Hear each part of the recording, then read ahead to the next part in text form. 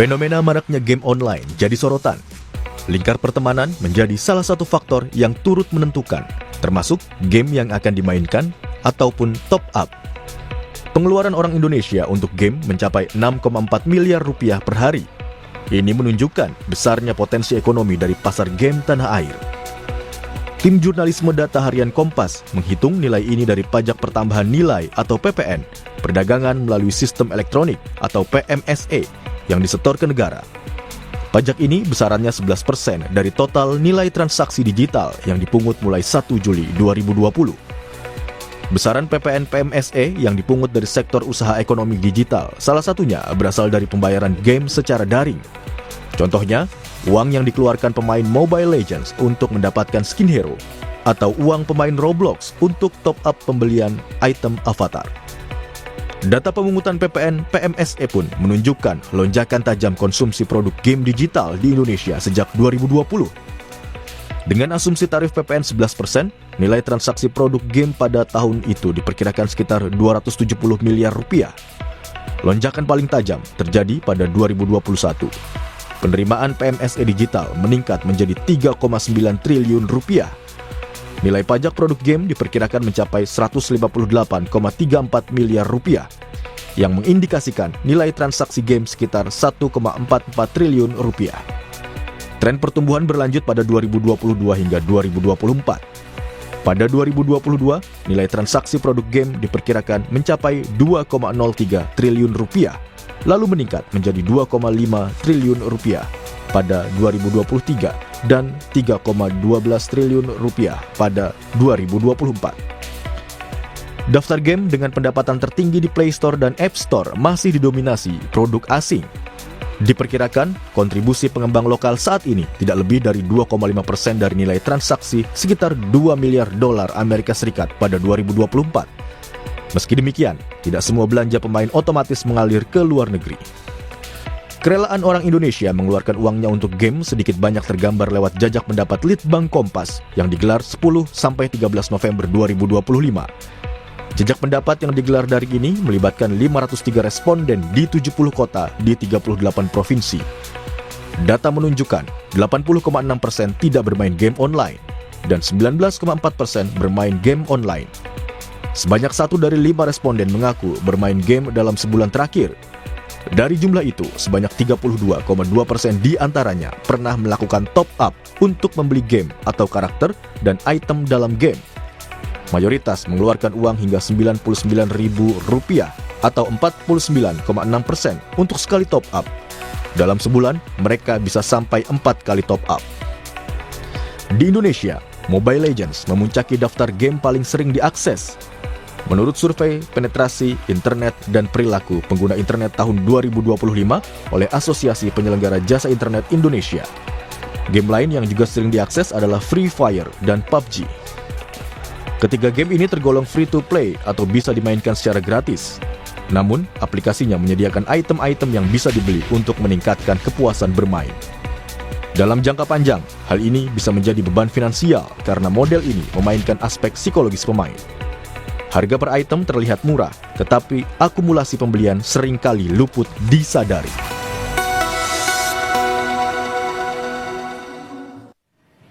Game online semakin marak. Bermain game online memang bisa menjadi momen untuk hiburan. Tapi ternyata ada ancaman bahaya bila kecanduan.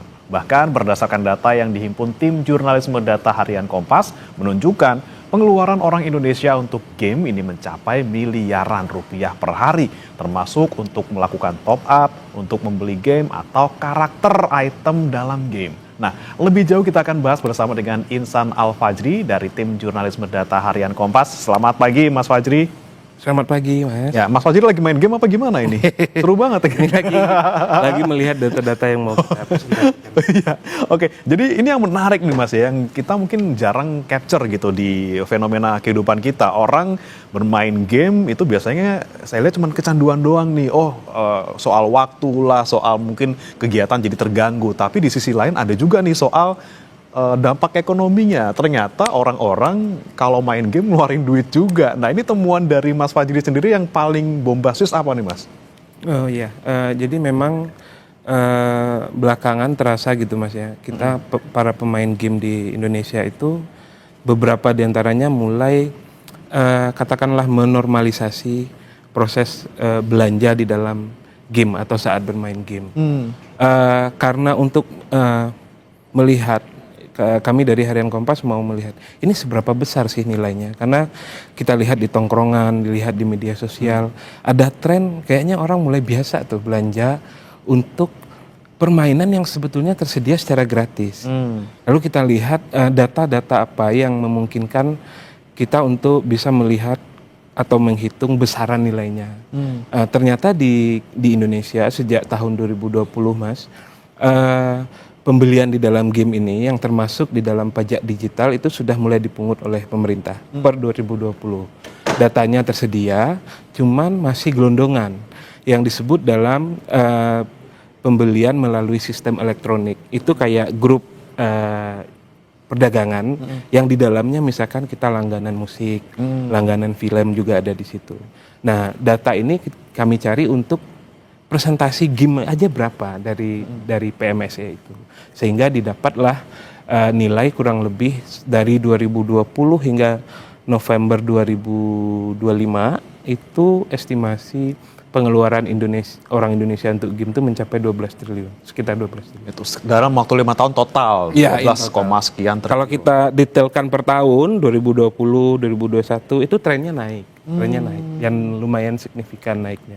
Oke, nah ini menarik sekali. Ini berarti 6,4 miliar per hari ini itu rata-rata keluarnya untuk game-game di dalam negeri atau ini ngalirin kan banyak kan keluar nih Mas sebenarnya. Betul, yang salah satu yang menjadi concern kita adalah pertama kami melihat seberapa besar nilai dari industri game di tanah air, paling tidak dari yang disumbang oleh pemainnya. Jadi kita melihat pemain Indonesia tuh mampu belanja berapa sih gitu. Terus masuk ke periode kedua, dari nilai ekonomi yang dari 5 tahun terakhir itu triliunan rupiah jumlahnya, ini mengalir kemana? By data, game-game yang populer di Indonesia, misalkan katakanlah 3 game utama misalkan, itu memang punya pengembang atau penerbit luar negeri Mas. Jadi apa itu sih Mobile Legends? Ada Mobile Legends, ada Free Fire sama Clash of Clans. PUBG. PUBG ya. Itu berdasarkan surveinya APJJI 2025. Nah, jadi memang kuenya besar, lumayan besar secara ekonomi, lumayan angkanya. Tapi kalau kita bedah lagi di dalamnya, ini mengalirnya kemana?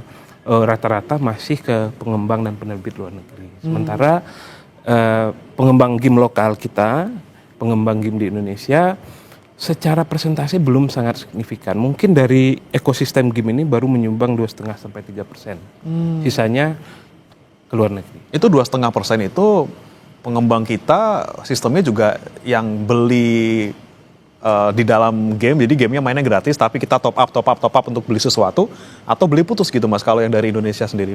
Iya, jadi salah satu yang juga coba kami jawab, kenapa kok pengembang lokal kita kontribusinya tidak begitu signifikan di pasar dalam negeri, padahal ini dia tuan rumah di sini. Gitu. Yeah. Ternyata ada perbedaan dalam sisi model bisnis Mas. Kalau pengembang lokal game kita itu rata-rata membuat game yang sifatnya beli putus ya. Dia bikin game lalu nanti ditaruh di marketnya dan orang membeli kopian dari game itu. Terus game ini juga lebih banyak dimainkan di personal komputer, bukan di gawai. Nah itu yang membuat pengembang lokal kita belum begitu signifikan. Selain juga kultur dari pemain game di Indonesia yang tidak match dengan produknya pengembang lokal. Jadi orang Indonesia punya kecenderungan memilih game sesuai dengan selera sosialnya. Jadi tongkrongan lagi main A, dia juga akan main A. Karena pengen temen online-nya biar ada, kita mabar gitu ya.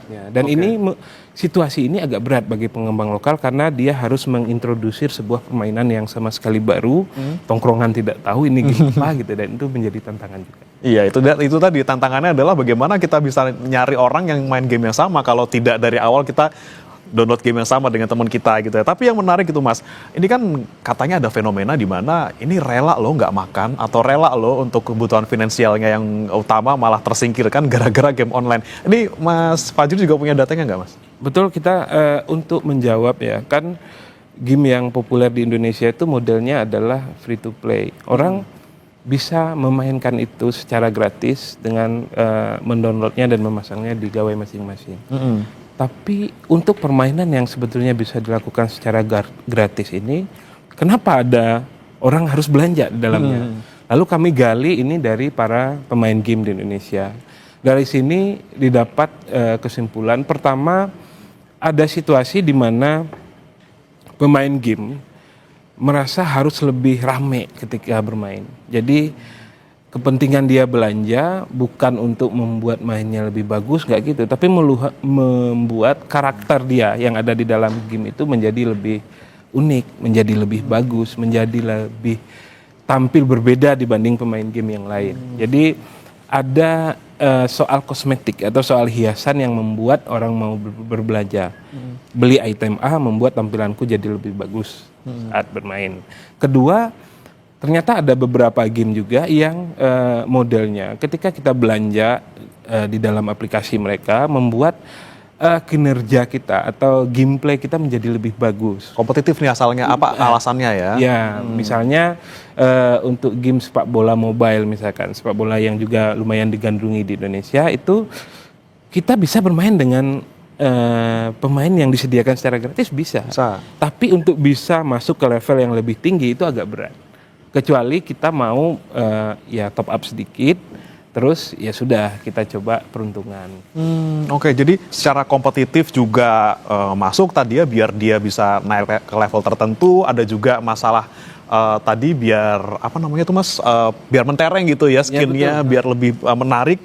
Berarti ini ada juga pengaruh apa ya, psikologis orang itu berarti pengennya ketika mengeluarkan sesuatu ini kan pasti kan ada pemicunya Mas. Berarti ini orang-orang sudah mulai kecanduan gitu kan. Nah, apakah juga ada permainan psikologi di sana yang mungkin developer mainkan supaya ini bisa menambang uang lebih banyak lagi nih dari gamer-gamer ini? Jadi memang salah satu yang kami ulas juga dari liputan industri game ini adalah apa yang membuat orang belanja terus. Ternyata setelah dilihat lebih jauh ada sistem yang disebut dengan istilahnya gacha atau undian yang skema ini kami yakini dan setelah mengonfirmasi ke teman-teman psikolog membuat orang terus belanja.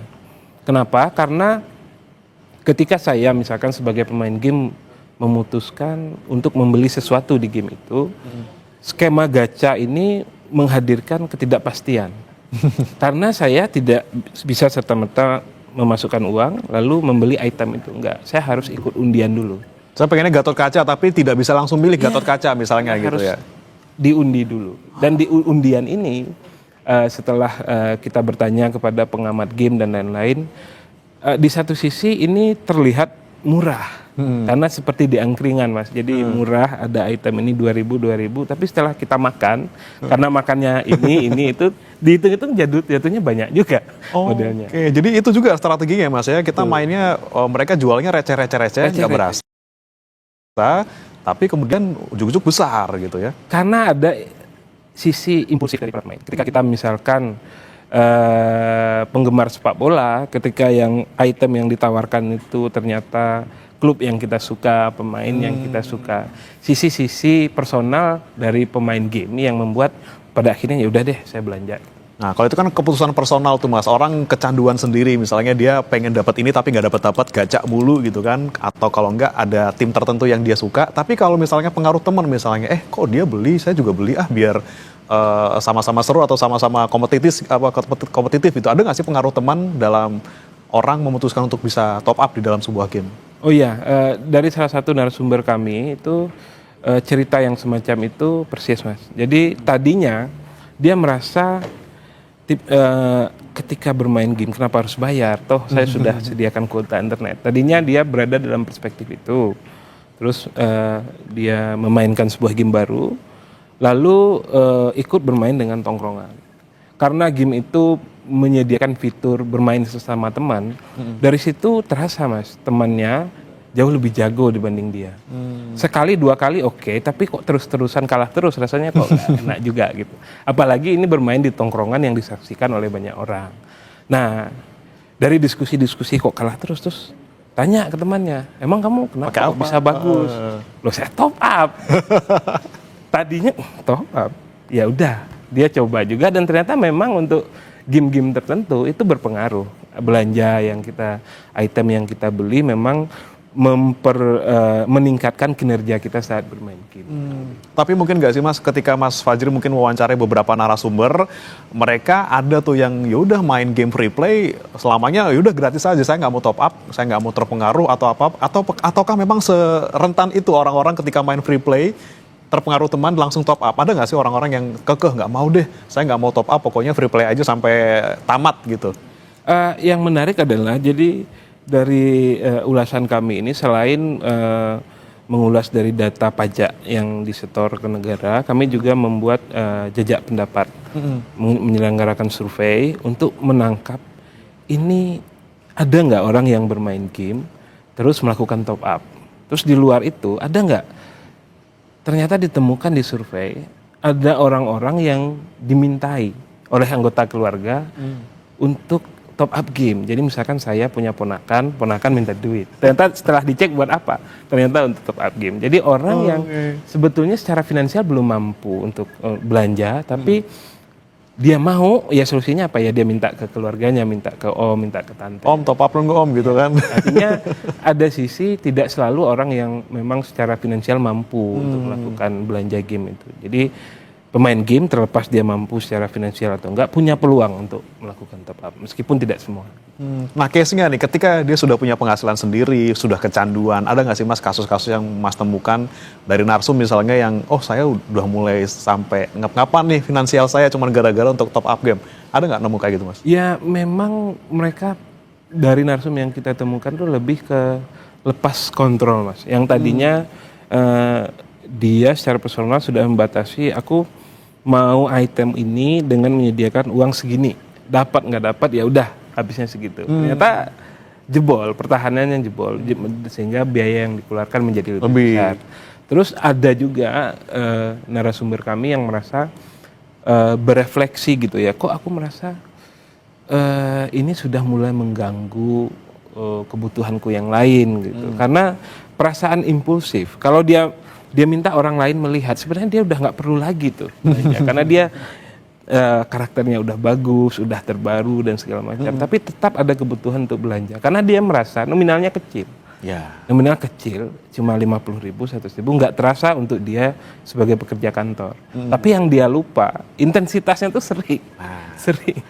Memang kecil tapi berulang dan terus menerus. Itu yang menjadi peluang untuk membebani finansial dia. Gitu. Itu dia jadi kadang ya oke, tidak terlalu sampai bangkrut enggak, tapi lumayan menguras gitu ya anggaran untuk rumah tangga. Nah, Mas, tapi kalau dari Harian Kompas sendiri juga nemu daerah-daerah tertentu nggak sih dengan pengeluaran untuk top up game yang paling tinggi itu di daerah mana sih Mas? Kalau untuk wilayah memang belum tercapture ya Mas ya. Ini karena basis datanya adalah pajak, jadi itu dilakukan secara nasional. Yang kita capture secara daerah itu adalah pengembang game. Jadi pengembang game lokal kita itu ada di mana aja sih secara wilayah sebarannya gitu. Makanya tergambar paling besar itu Jakarta, terus Jawa Barat, Banten dan lainnya kecil-kecil. Ini untuk menunjukkan ternyata produsen game lokal atau pengembang game lokal itu belum merata di semua wilayah. Hanya di daerah-daerah tertentu aja, misalkan Jakarta, Jawa Barat dan Banten. Sisanya masih belum ada. Ini untuk menggambarkan industri game kita, terutama dari sisi produsen dan pengembang belum begitu banyak dan belum begitu masif. Nah itu yang tadi soal industri lokal game gitu Mas ya, kan selain tadi pilihan orang-orang memang pilihnya yang orang mainkan apa, dia main itu, Clash of Clans misalnya, FF misalnya, atau misalnya PUBG gitu, itu kan pengembang luar semua. Tapi di luar itu tantangan kita sebagai industri lokal untuk bisa bersaing untuk bisa ngambil kue nih untuk top up game ini juga banyak masuk ke industri lokal tuh apa sih biasanya Mas? Kalau yang paling utama ya kami ngobrol dengan pengembang, dengan asosiasi game itu pertama terkait investasi Mas, investasi yang skema model bisnis sekarang yang digemari banyak orang terutama di Indonesia, misalkan game-game yang modelnya free to play itu butuh investasi besar.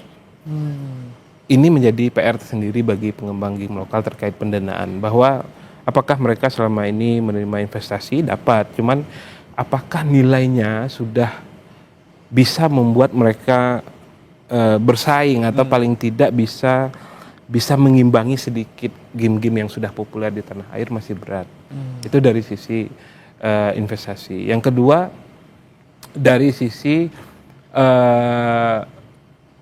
kultur pemain. Kita pasar market dalam negeri itu kan unik ya. Dia sudah selama bertahun-tahun terpapar oleh game-game yang itu dari luar.